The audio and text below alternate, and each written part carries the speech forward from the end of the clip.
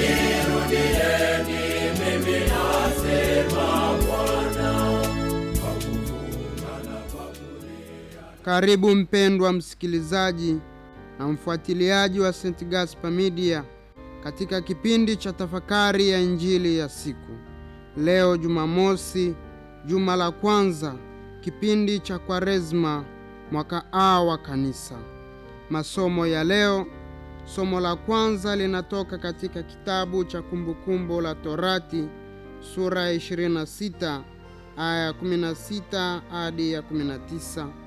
Na Injili takatifu ilivyoandikwa na mwinjili Mathayo, sura ya 5, aya 43 hadi 48. Karibu tusikilize Injili. Yesu aliwaambia wanafunzi wake, mmesikia kwamba imenenwa, umpende jirani yako na umchukie adui yako.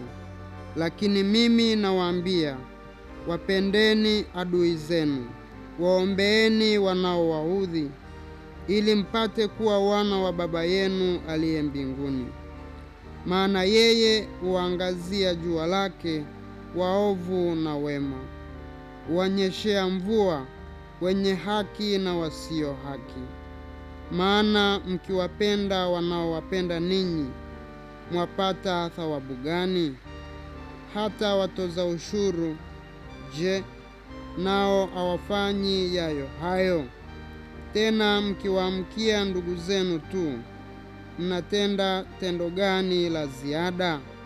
Hata watu wa mataifa, je, nao hawafanyi kama hayo?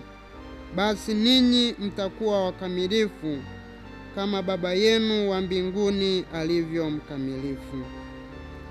Neno la Bwana. Sifa kwako, Kristo. Wapendwa wana wa Mungu, tunamshukuru Mungu ambaye ametupa siku ya leo na kutupatia nafasi ya kusikiliza neno lake, ili litusaidie kutufundisha nini anataka, ili tukifuata hayo anayotaka kupitia neno lake liweze kutupatia wokovu. Na leo Kristo anawafundisha wanafunzi wake kuwapenda maadui na wale waliowaudhi. Mimi na wewe leo ndiyo tunaofundishwa, sio tena wanafunzi wake. Katika hali ya kibinadamu, kupenda maadui na wale waliotuudhi sio jambo rahisi, ni jambo gumu. Lakini Yesu anapowaambia watakuwa na sifa ya kufanana na Baba wa mbinguni, yaani mwenye huruma, anayetusamehe na kutupa nafasi ya toba hata tunapotenda dhambi na kwenda kinyume na yeye. Katika maisha yetu ya kawaida tunaishi na watu, na kwa kuwa sisi si malaika, katika kuishi kwetu tunakoseana hadi kupelekea uadui mkubwa. Pengine katika mahusiano kuna watu walituumiza, hatutaki kuwaona machoni petu na hatutaki kusikia habari zao. Pengine katika familia ndugu na ndugu wanadhulumiana. Imefikia hatua hata wakikutana njiani, kila mtu anatafuta njia yake nyingine. Katika maofisi kuna watu wamesababisha tupoteze kazi. Hawa wote wamekuwa miiba katika nafsi zetu.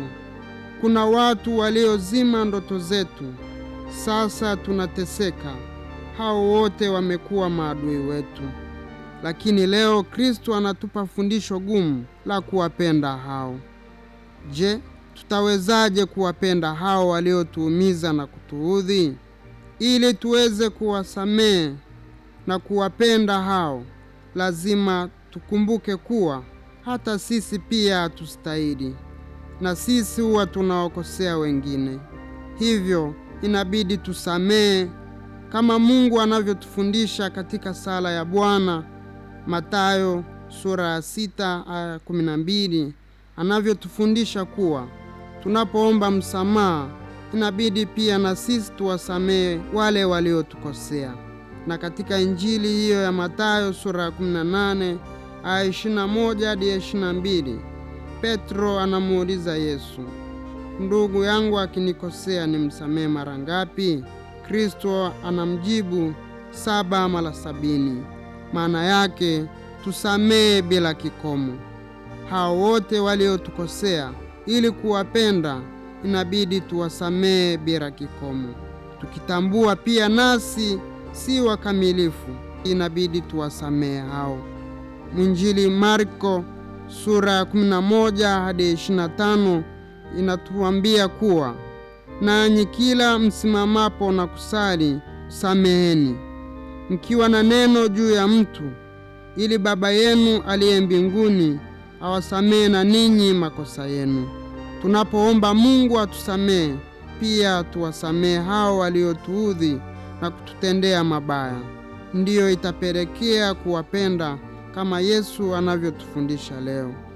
Katika kipindi hiki cha Kwaresma, tunapoomba Mungu msamaha na toba, tumuombe atupe wepesi wa kufungua roho zetu na mioyo yetu, kuachilia na kusamehe wale waliotukosea na sisi, ili tuweze kupokea msamaha.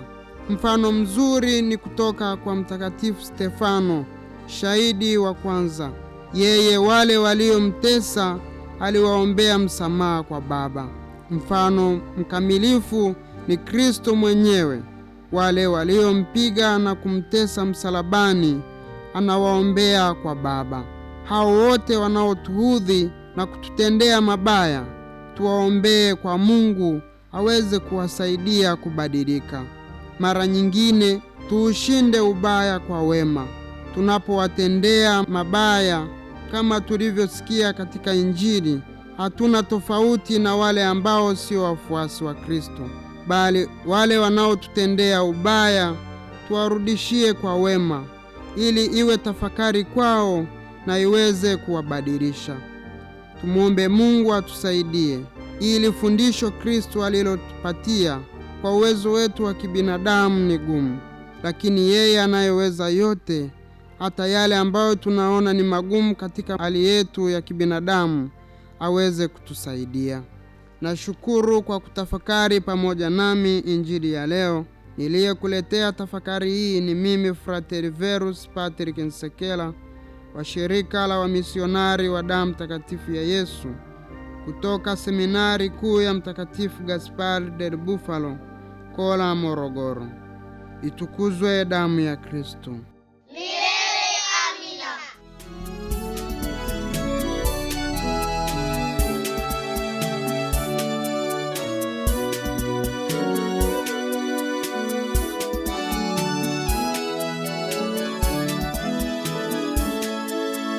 Pigeni tarumbeta katika Sayuni, kusanyeni wazee, kusanyeni watoto.